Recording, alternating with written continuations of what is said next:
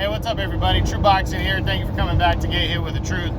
Today, going to do the WBC Champions Report. We're going to cover all titles and champions from 122 pounds all the way to heavyweight. This is just to give you guys updates on what's going on with those belts and the champions. As in reality, the champions still rule boxing, and they're still the premier fighters, as they should be. And these are the guys that hold on to that green belt that everybody loves. And we're going to go over what all those guys are doing. So we start at 122 Super Bantamweight. Champion there is the undefeated Brandon Figueroa. Now, Figueroa is good to go for Saturday, November 27th. He's set to defend, but more importantly, attempt to unify titles against the undefeated WBO champion, Stephen Fulton Jr. This is a big fight right here for these two guys. It's really going to put the winner right at the top of 122 with Mirajan Akhmadaliev, the other unified champ. So this is a very big deal right here. Excuse me. It's a very big deal, and it's really going to make the winner a superstar. Personally, I'm probably not going to do another Champions Report before this fight happens, so I'll give you my prediction now. I think Stephen Fulton Jr. is going to be your next WBC champion. I think he's going to outwork and outbox Brandon Figueroa to a decision, but Figueroa does have a good, strong chance to win this fight. Close to a 50-50 fight. I'll be honest, I think there might be more people picking Figueroa to win just because he's a little more well-known, but I think Stephen Fulton has a very good chance of pulling off the win here. I think he's going to. Should be a good fight, though, Saturday, November 27th on Showtime. 126, featherweight. Gary Russell Jr. is still the reigning champion. He's been champion since March of 2015, but he has not defended that belt in 20 months. And he was ordered earlier in the year to take on Ray Vargas, the undefeated 122-pound champion. He was ordered to fight him. That fight has not come to fruition, and we heard a few weeks ago that the WBC ordered undefeated Mark Magsayo to fight for the title next. So I have no fucking clue what's going to happen with this belt right now, with the 126-pound featherweight belt. I hope the WBC gets smart and finally strips Gary Russell for not staying active. But as of right now, I really have no clue what's going to go on with the WBC belt. I hope we get some kind of clear direction. I hope the title goes on the line before the end of the year, but we'll see. 130, the champion there is the undefeated Oscar Valdez. Valdez coming off his first successful title defense, defeating Robson Conceição by a 12-round, controversial 12-round decision, after there was already controversy about him testing positive for banned substances prior to the fight. He went in, got outboxed in the first half of the fight, but he came back strong in the second half. And, it was a close fight. You could have called it either way. But some of the scores were pretty ridiculous. Even one of the judges said he got the fight wrong. But be that as it may, there's not a big outcry for this fight, for a rematch, anything on those levels. So Valdez, after the fight, was talking about unifying belts with the winner of Stevenson and Jamel Herring that's taking place later this month. So hopefully we get some kind of direction from Bob Arum if that's going to happen, because I absolutely believe it's going to be Shakur Stevenson. And I hope Valdez still wants that smoke and wants to go after Stevenson, because that's a big fight to be made to unify belts. So we'll see. 135. We got two champs at 135. You got the undisputed franchise champion, Teofimo Lopez, who holds all four belts. And then you got the official champ, I don't know what the hell you want to call it, Devin Haney. It's a fucked up situation, but there is two WBC champions right now. Lopez, he's supposed to make his mandatory IBF mandatory title defense against George Kambosos at some point. Right now, from what I'm hearing, it looks like, DAZN first off has the rights to do the fight now. Triller backed out. They gave the fight up after they went $10 million in the hole trying to set it up. Had a bunch of different date changes and everything, and finally they threw their hands up and said, we're done with this. So the second in line in the bidding on the fight was DAZN. So DAZN and Eddie Hearn get to promote the fight. From what I'm hearing, December is when Lopez and Kambosos are going to go at it. And I'm predicting Lopez, I think Lopez is going to win, but that's what seems to be the projection right now, but we don't know anything for sure. Now, Devin Haney, his belt, right now, Devin Haney doesn't have an opponent. None of the top dogs want to sign up to fight him next. They got other things going on. I think Haney, if he's going to get a fight in for the end of the year, is just going to have to basically take a stay busy fight, perhaps.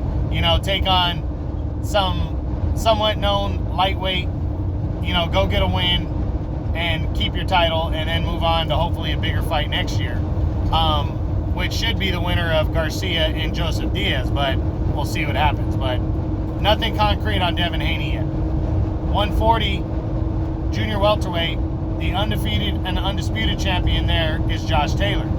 Josh Taylor from Scotland became undisputed champion back in May when he defeated Jose Ramirez. He's returning to make the first defense of his undisputed title on Saturday, December 17th on ESPN when he takes on undefeated WBO mandatory number one contender Jack Catterall. So, big time domestic fight right here. It's a homecoming title defense for Taylor, and I'm looking forward to seeing him back in action. I should be doing another Champions Report prior to that though, so I'll give you any updates by that point, in my prediction. 147, champion there is the undefeated unified champ, Errol Spence Jr. Spence holds both the WBC and IBF belts. Spence, he had the retinal tear. That cost him the Pacquiao fight back in August. He said everything went successful and good. Just waiting to hear when he's going to be making his next title defense. It looks like Yordenis Ugas is tied up with the WBA belt. Terence Crawford and Sean Porter are fighting for the WBO belt in November. So I think if Crawford can return by the end of the year or January, Spence can return by the end of the year or January, I would like to see him make a mandatory defense of either his WBC or IBF belts to get that out of the way. That way next year, if he wants to unify belts against Ugas or Crawford, or the winner of Crawford-Porter, he can do that and won't have to worry about mandatories. Well, we'll see what happens. Hopefully we hear some kind of news on him soon. 154 super welterweight, the champion there is a unified belt holder, Jermell Charlo. Charlo holds the WBC, WBA, and IBF titles. His top priority is to face off against undefeated WBO champion Brian Castano in a rematch. They just fought to a draw back in July. But from what I'm hearing is they want a rematch, but we don't know if Charlo's going to have to make a mandatory, because he has basically, all three belts are going to demand their mandatory fight next. Erickson Lubin's been waiting around for a while to get a shot at the title. It would be a rematch for Charlo. The WBA hasn't ordered a mandatory fight for Charlo, but he's probably going to have to fight the number one contender or the interim champion. And then the IBF belt is due a mandatory soon. So right now, I don't know which direction Charlo's going to lean to. I don't know if he's going to give up belts in order to be able to rematch Castano to prove who's the best there. I don't know if all the governing bodies are going to be okay for them to rematch before mandatories are due. Right now, it's just up in the air, and we really don't know what's going to happen with Charlo. But I really hope the rematch with Castano happens, because those are the two best guys at 154, and they need to settle their score to see who the real champion is there. 160, middleweight. Champion there is Jermall Charlo, the undefeated champ. Charlo, we have no idea what he's going to do next. He fought in June, got a decision win. Really, it's up in the air right now what Charlo's doing next. We know it's not going to be Triple G or any of the top dogs there, but we're just waiting around to see who the opponent is going to be and if it's going to be a high-level opponent. Right now, I'm thinking it's not. I think he'll maybe come back for the end of the year, possibly January, and just stay busy, but I really don't know. So we'll wait and see what happens. 168, champion there, the unified champ, Canelo Alvarez. Alvarez holds the WBC, WBA, and the WBO belts. And he's on a collision course for the undisputed title Saturday, November 6th on Showtime when he takes on undefeated IBF champion Caleb Plant. Big time fight right here. They got some bad blood brewing. Undisputed title is going to be at stake Saturday, November 6th. I think Canelo's going to win that fight outright and declare himself the first ever Mexican undisputed champion. 175, light heavyweight. Champion there is Artur Beterbiev. I just read that Beterbiev is returning Saturday, December 17th, ESPN Plus. He's going to make a mandatory defense of his title, his unified belts. He holds both the WBC and IBF belt. It's his WBC mandatory against former interim champion Marcus Brown. Big time fight right here. Brown's got all the tools and talent. Got upset against Jean Pascal a couple years back. He's trying to show everybody that he is on the top level, and he's gonna have to prove that when he takes on the unified champ and undefeated Artur Beterbiev. That's a big fight. Saturday, December 17th, ESPN Plus. Next up is the 200-pound cruiserweight belt, cruiserweight title. Well, the champion there is Ilunga Makabu, but we have heard nothing about Makabu's next title defense. It's supposed to be a mandatory against either Tabisu Mashunu or Alexei Papin, which would be a rematch against both guys. But it's been 10 months since he last fought, and I haven't heard anything about him defending that belt and who the first guy he's going to fight, if he's still fighting both. The WBC makes orders and then doesn't follow through with them. Very corrupt and all over the place governing body. So haven't really heard nothing. I'm hoping we hear something soon because I want to see Makabu fight for the end of the year, but we'll see. And now at heavyweight. Shit. Jesus fucking Christ. Whoa. I can't see anything. God damn. Sorry, guys. The heavyweight title. Tyson Fury. He just this last weekend knocked out Deontay Wilder in their epic third fight in trilogy.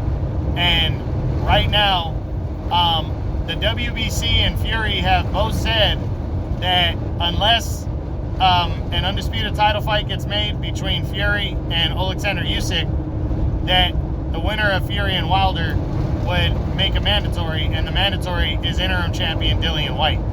I hope that's what Fury does next. I think Dillian White deserves a title shot, and I hope that's what Fury does next.